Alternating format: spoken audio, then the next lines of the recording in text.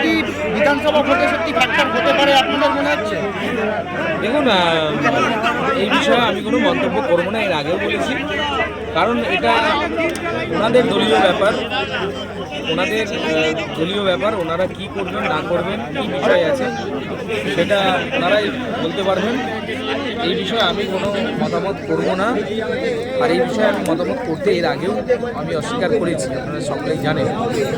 কারণ তৃণমূল দলটা কী চলছে আপনারা সকলেই জানেন, দেখতেই পেয়েছেন যে তৃণমূল দলটার মধ্যে ঘরে ঘরে খেয়েই রয়েছে। আগামী যত নির্বাচন বাড়বে এটা আরও বেশি আকারে আপনারা দেখতে পাবেন। কি ফ্যাক্টর হতে পারে? দেখুন, আমাদের কাছে কোনো কিছুই ফ্যাক্টর না। আমাদের কাছে ফ্যাক্টর হচ্ছে কিছু সন্ত্রাসী মানুষ, তৃণমূলের মধ্যে যারা রয়েছে গুন্ডা মস্তান।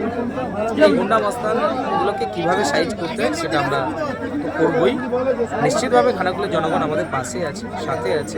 আমরাও খানাকুলের জনগণকে সেবা দেওয়ার জন্য প্রতিনিয়ত কাজ করছি।